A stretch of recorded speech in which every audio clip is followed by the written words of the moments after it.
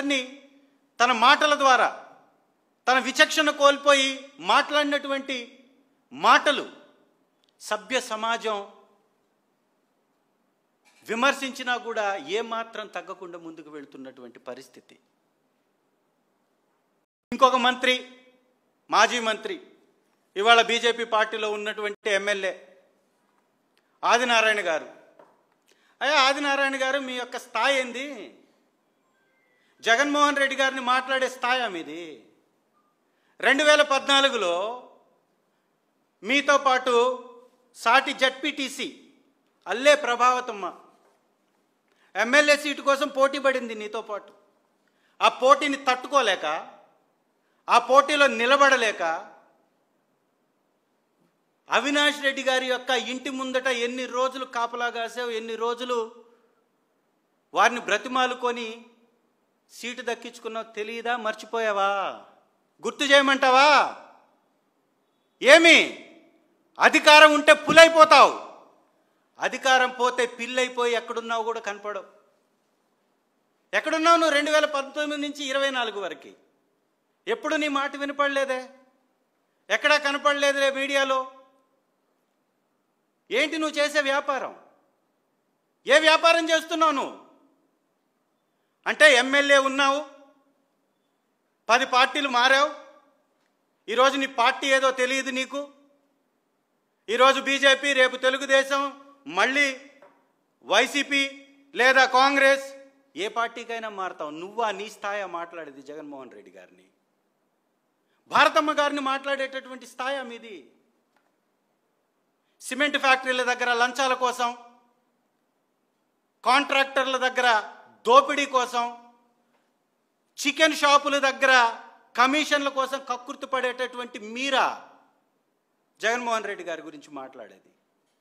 మీరేంటో, మీ స్థాయి ఏంటో మీ జమ్మలమడుగు ప్రాంత ప్రజలకు తెలుసు. నువ్వు ఎన్ని పార్టీలు మారావు? ఉందా ఎక్కడన్నా సిద్ధాంతం?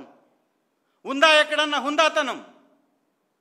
ఇవాళ బ్రతిమాలి సీటు తెచ్చుకొని మా పార్టీలో గెలిచి నువ్వు మంత్రివయ్యావు.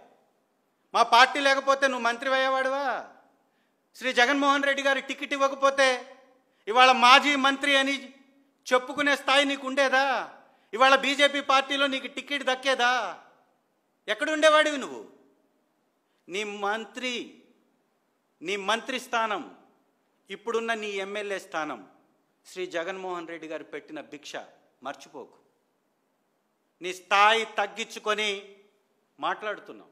గౌరవంగా మాట్లాడు, హుందాగా మాట్లాడు. భారతమ్మ గారు ఏ రోజన్నా రాజకీయాల్లో మాట్లాడంగా చెయ్యంగా చూసావా? ఎక్కడన్నా రాజకీయాల్లో కనపడ్డారా? సేవా కార్యక్రమాలు చేస్తూ, స్వచ్ఛంద సంస్థలు నడుపుతూ, స్కూల్స్ని నిర్వహిస్తున్నటువంటి ఆ తల్లి మీద మాట్లాడడానికి నీకు నోరు ఎలా వచ్చిందయా? చంద్రబాబు నాయుడు గారి దగ్గర బహుశా మంత్రి పదవి కొట్టేయాలనేమో ఇదంతా తాపత్రయం.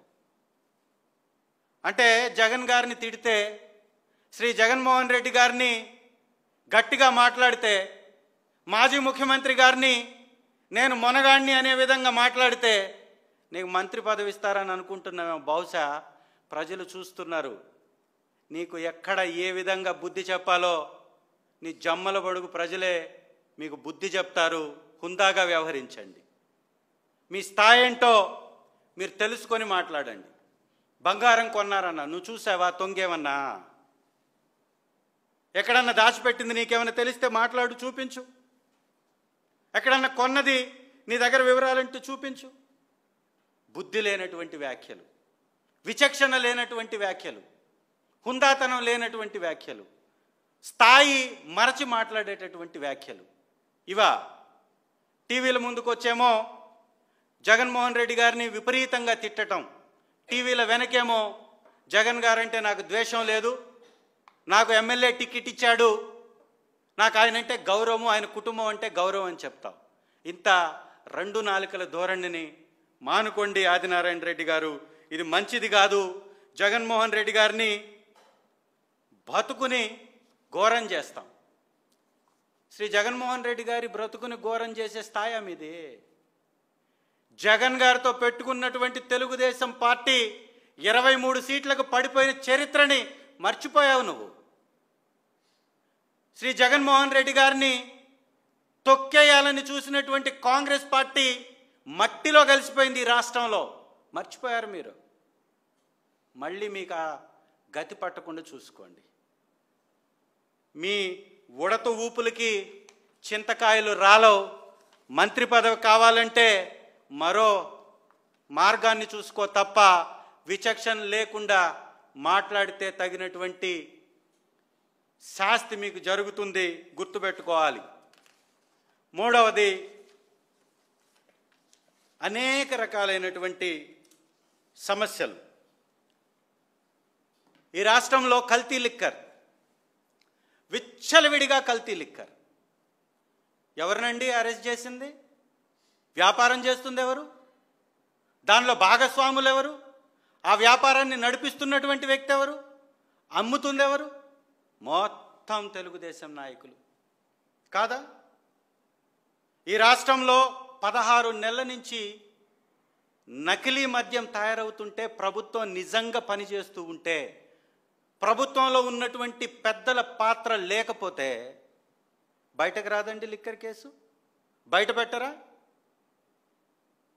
జనార్దన్ అనే వ్యక్తి యొక్క ఫోన్ పోయినా కూడా దానిలో డేటా తెప్పించగలిగినటువంటి చంద్రబాబు నాయుడు గారు, ఫోన్ పోయిందని చెప్పి కూడా ఆ ఫోన్తోటే వీడియో తీపిచ్చి బయటికి రిలీజ్ చేయించగలిగినటువంటి చంద్రబాబు నాయుడు గారు, మరి 16 నెలల నుంచి నకిలీ మద్యం తయారయ్యి విచ్చలవిడిగా బెల్ట్ షాపుల్లో, పర్మిట్ రూముల్లో, తెలుగుదేశం నాయకులు నిర్వహిస్తున్నటువంటి మద్యం షాపుల్లో విచ్చలవిడిగా అమ్ముతుంటే తెలియదా అండి?